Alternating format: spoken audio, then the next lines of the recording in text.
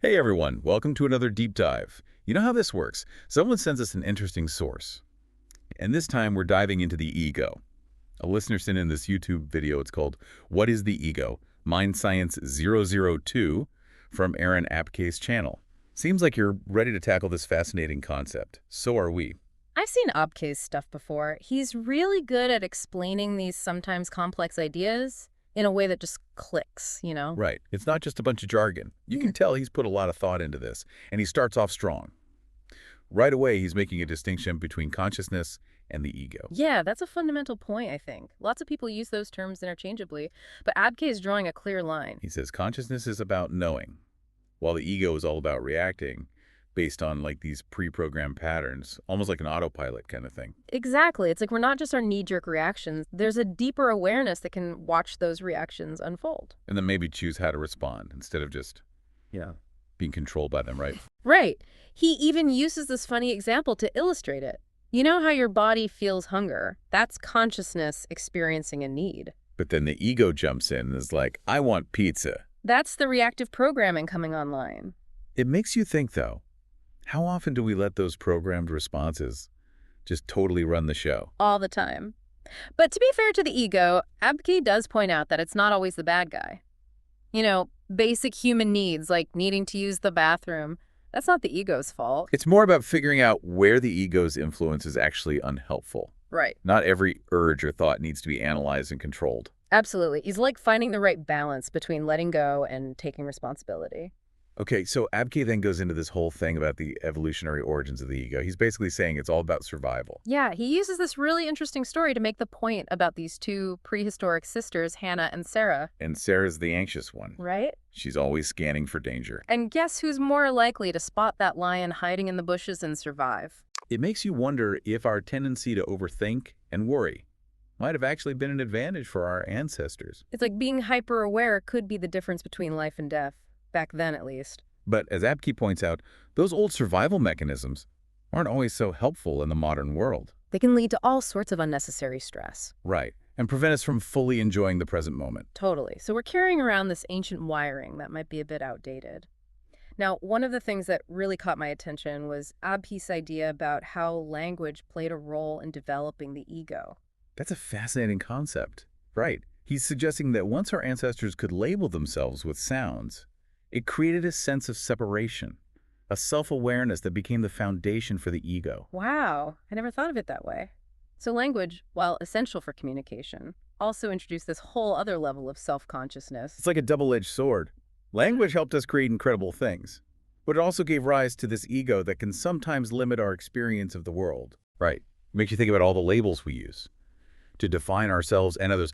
I'm successful, they're difficult, this is good, that's bad. It's like we're constantly trying to categorize and control everything. And in that effort to put everything in neat little boxes, we might be missing out on the richness and complexity of life itself. You know what's really interesting, though?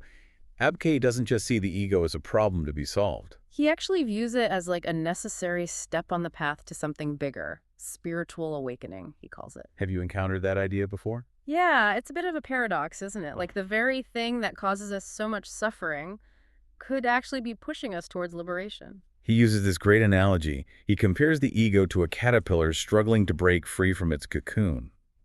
That struggle, that discomfort, is actually what drives the transformation into a butterfly. This first part of Abke's video has been amazing. It's really challenged some of my assumptions about the ego. Me too. I'm curious to hear what he has to say about moving beyond the limitations of the ego.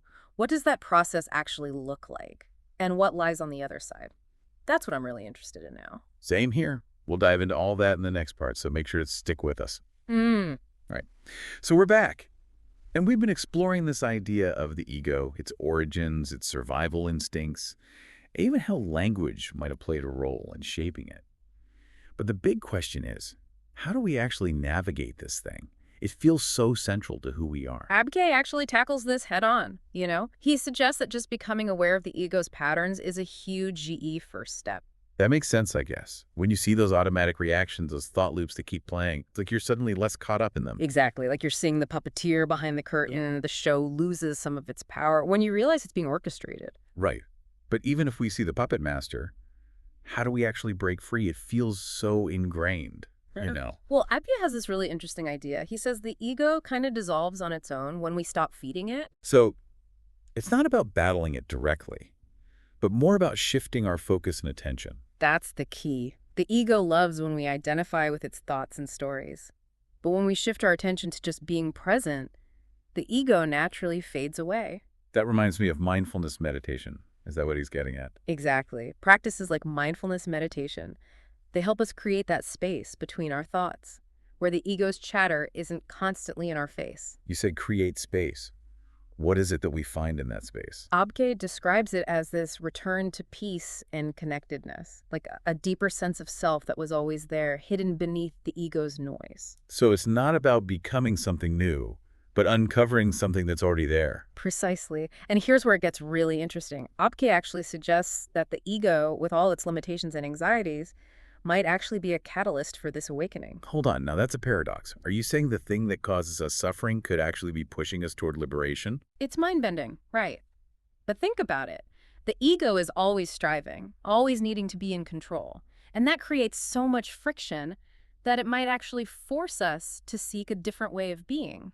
Like it creates the conditions for its own undoing. Exactly. The more we become aware of this, the more we can use it to our advantage. Instead of resisting the discomfort the ego creates, we can see it as a signpost. A signpost pointing us toward something deeper. Yes. And this leads to a really important question. What happens when the ego starts to dissolve? What does a consciousness without an ego experience? Yeah, how do you even describe that? That's where language starts to break down. Right. How do you describe something that goes beyond labels and definitions? It's like trying to describe the taste of chocolate to someone who's never had it. You just can't. Exactly. But Abke offers some clues. He talks about this profound sense of interconnectedness, a unity with all things. Like those moments of awe we experience in nature, where everything feels connected and alive. Yes. It's like those moments offer a glimpse into what life beyond the ego might feel like. Imagine that feeling expanded and permeating every aspect of your existence. It's a truly mind-boggling concept. It really is.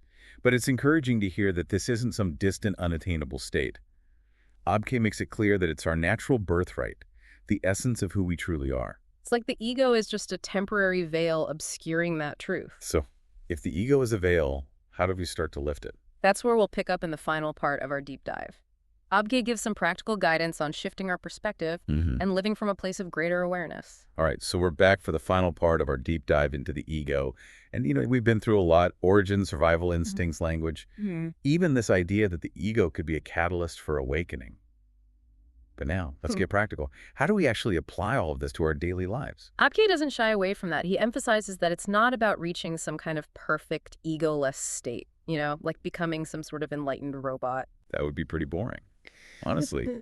It's more about learning to live with this complex part of ourselves in a more conscious way. Right, exactly. It's about recognizing those ego patterns when they pop up, and then having the space to choose how we respond. Instead of just reacting on autopilot. Right. We need to create that space between the trigger and the reaction. So almost like developing a mental muscle, the muscle of awareness. The more we practice observing our thoughts and feelings, the stronger that muscle gets. I love that analogy. And Abke suggests that mindfulness meditation is one of the best ways to train that muscle. Meditation, though, sometimes it feels a bit intimidating. Like, do you have to sit for hours chanting Om to get any benefit? Not at all. Abke's really clear about that. Mindfulness is really just about paying attention to the present moment. With curiosity and without judgment, it's something you can do anytime, anywhere. Even while you're doing the dishes or walking the dog? Exactly. It's about bringing that awareness into those everyday moments, not just reserving it for special occasions. I like that. So as we practice this mindfulness, what starts to happen? We begin to notice those gaps between our thoughts. Those spaces where the ego isn't completely running the show. And what do we find in those spaces? Abke describes it as a sense of peace, a sense of stillness. Just being, it's like we're reconnecting with something that was always there, buried under all the mental noise. We're tuning into a different frequency. And the more time we spend on that frequency, the more our whole perception of the world starts to change. We become less reactive, more compassionate, more open to new possibilities. It's like the ego is this lens that distorts our view.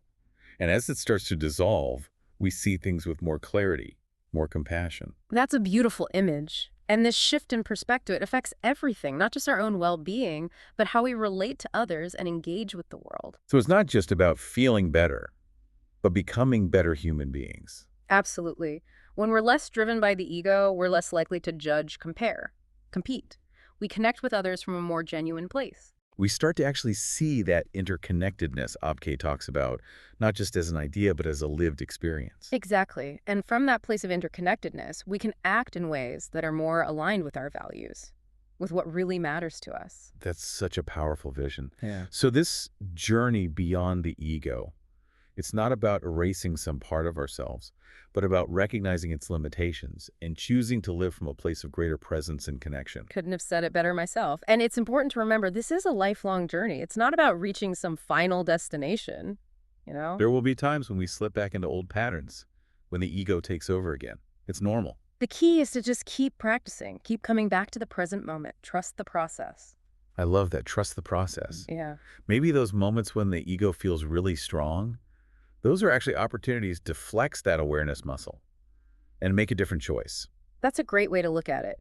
Each time we choose awareness over automatic reaction, we're strengthening our capacity for presence and connection. You know, it's almost like the ego itself is part of some grand plan, like this cosmic trickster pushing us towards awakening. What a thought. Maybe its limitations are what we need to help the seeds of consciousness sprout. So the next time you find yourself caught in those familiar patterns, the worry, the self-doubt, the judgment, remember that discomfort might actually be pushing you to evolve. The caterpillar has to struggle to break free from the cocoon. Right. And maybe those struggles are what ultimately lead us to the freedom of a fully awakened consciousness. It's been such a pleasure exploring this with you. Thank you for joining us on this deep dive into the ego. And remember, keep diving deep, keep exploring, keep asking those big questions. Until next time.